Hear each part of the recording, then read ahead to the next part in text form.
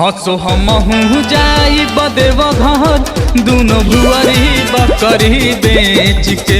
हसो हमहू जाई बदेव घर दुनो भुअरी बकरी बेच के।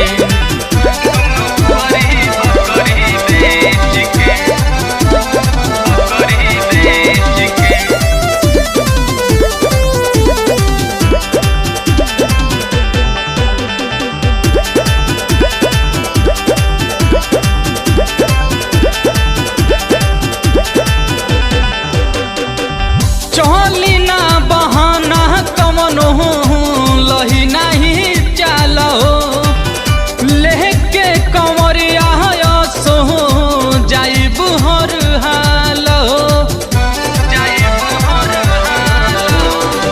चली ना बहाना कमनो लही नहीं चलो लेके कंवरिया सो जाइब हर हालो। बम बोलब झारी के चलब मोह माया सब तेज के। हसो हमहू जाई बदेव घर दुनो भुअरी बकरी बेच के। हसो हमहू जाई बदेव घर दुनो भुअरी बकरी बेच के। बोला बोला भोलेनाथ की जय।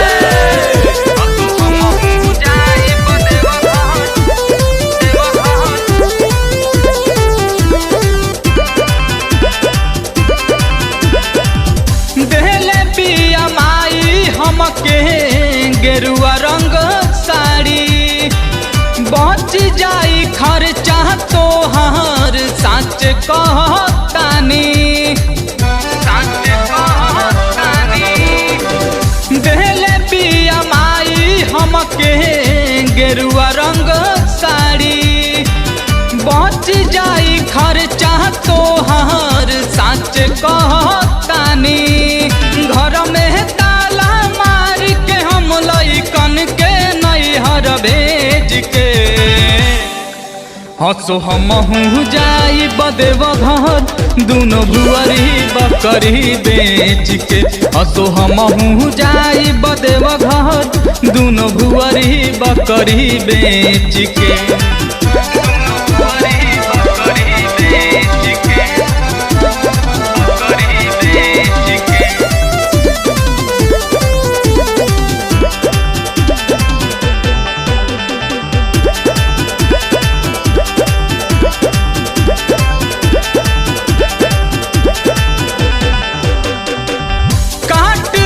है बैजू हमार दुखवा कले सो कांवर लेके जात बाड़े कवि दीने सो। काट दी है बैजू हमार दुखवा कले सो कांवर लेके जात बाड़े कवि दीने सो। दिहल दिलीप मोबाइल में चिप गहना अपन भेज के।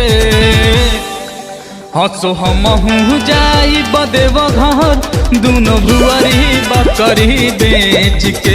हसो हमहू जाई बदेव घर दुनो भुअरी बकरी बेच के। तू नए सजनवा हमर कहनवा सुनो सजनवा हमर कहनवा करेज के। हसो हमहू जाई बदेव घर दुनो भुअरी बकरी बेच के। हसो हमहू जाई बदेव घर दुनो भुअरी बकरी बेच के।